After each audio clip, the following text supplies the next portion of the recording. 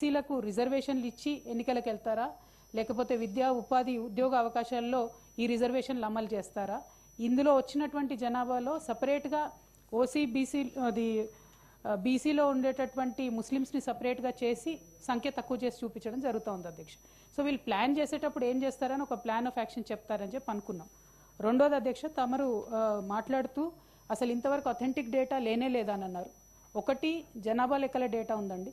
జనాభా లెక్కల డేటా 2011లో చేసిన దాని ప్రకారం తెలంగాణ జనాభా 3,50,00,000.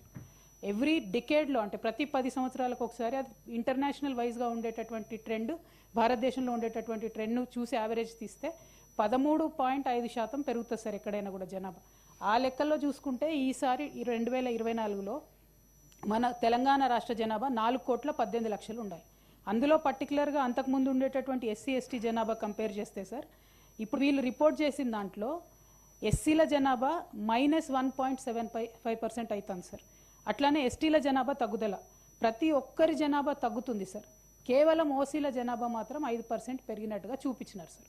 సో అన్నీ కూడా, అందరి కూడా జనాభా తగ్గి ఒకటే సెక్షన్ ఎట్లా పెరుగుతుంది అనేటటువంటి అనుమానం ప్రతి ఒక్కరికి ఉంది.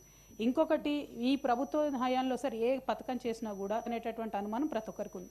ఇంకొకటి, ఈ ప్రభుత్వ హయాంలో సార్ ఏ పథకం చేసినా కూడా, ఈ జనాభా లెక్కలకు సంబంధించి ఈ ఎన్యూమరేషన్ చేసినా కూడా చాలా మంది ఇంతవరకు మా ఇంటికే రాలేదు, మా ఇంటికే చేరలేదని చెప్తున్నటువంటి విషయాన్ని తమ దృష్టికి తీసుకొస్తా ఉన్నాను సార్. అందులో వారు చెప్పినారు కొన్ని హౌస్ హోల్డ్స్ వారు డేటా ఇవ్వలేదు అని చెప్పి. మరి అట్లా ఇవ్వనటువంటి వారి కోసం ప్లాన్ ఆఫ్ యాక్షన్ ఏంటి? మీరు మళ్ళీ వాళ్ళని రిజిస్టర్ చేసుకోమని అడుగుతారా? రిజిస్టర్ చేసే అవకాశం ఇస్తారా? ఇవ్వనటువంటి వాళ్ళ మీద విండిక్టివ్గా కాకుండా ఎట్లా ఇంక్లూజివ్గా ఉండాలనేటటువంటి అంశం చెప్పాలని నేను కోరుతా ఉన్నాను సార్. డిప్యూటీ సీఎం గారు ప్లీజ్ మీ క్లారిఫికేషన్స్ జవాబు చెప్పండి.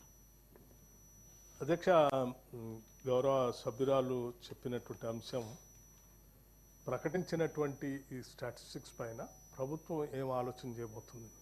డెఫినెట్గా ఈ ప్రభుత్వం ఈ స్టాటిస్టిక్స్ పైన భవిష్యత్తులో ఈ రాష్ట్ర వనరుల్ని, సంపదని ఈ సంఖ్యకు అనుగుణంగా కావాల్సిన విధంగా ప్రణాళికలు తయారు చేసి వారి అభివృద్ధి కోసం చేయటం కోసమే దీన్ని మొదలుపెట్టింది. ఇది రాజకీయ, ఆర్థిక, లేకపోతే ఉద్యోగ, ఇతర అవకాశాల్లో కూడా ఎక్కడెక్కడైతే వెనకబడి ఉన్నారో ఈ సంఖ్యను బట్టి వారిని ప్రోత్సహించడం కోసం ఈ స్టాటిస్టిక్స్ని సంపూర్ణంగా ఈ రాష్ట్ర ప్రభుత్వం వాడుతుందని తెలియజేస్తూ ఉన్నాం. Number 1. Number 2,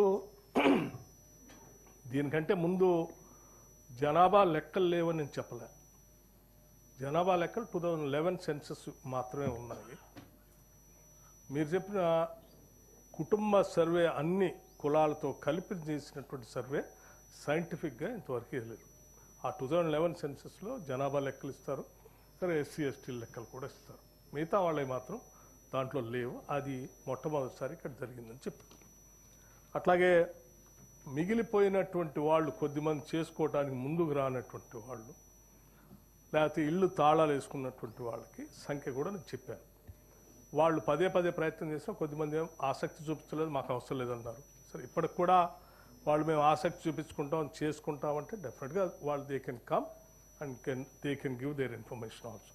no issue at all దానికి సంబంధించి. అట్లాగే అట్లాగే మిగతా సభ్యులు చెప్పింది కూడా మీరు ప్లానింగ్ డిపార్ట్మెంట్లో కొంత సమాచారాన్ని పెట్టి మీరే పొందుపరిచారు వెబ్సైట్లో. అంటే ఇప్పటివరకు ఇటువంటి క్యాలిక్యులేటెడ్, సిస్టమేటిక్, సైంటిఫిక్ సర్వే ఏది లేదు అధ్యక్ష. అందుబాటులో ఏది ఉంటే అదే ఊహించుకొని అందులో పొందుపరుచుకొని చేయటం తప్ప. సో ఇప్పటివరకు ఇచ్చిన ఏ సమాచారం అయినా సైంటిఫిక్ స్టడీతో ఇచ్చినటువంటి సమాచారం కాదు. ఇది వాస్తవం. నేను చెప్తున్నాను సరే, డాటా ఏది చూపించినా కానీ ఇప్పటివరకు మనం ప్రతి సంవత్సరం బడ్జెట్లో వచ్చిన ఆదాయాన్ని, నిధుల్ని కొన్ని వర్గాలకు కేటాయిస్తూ ఇంతమంది ఉండొచ్చు అని చెప్పి చేస్తా ఉన్నాం. అవన్నీ కూడా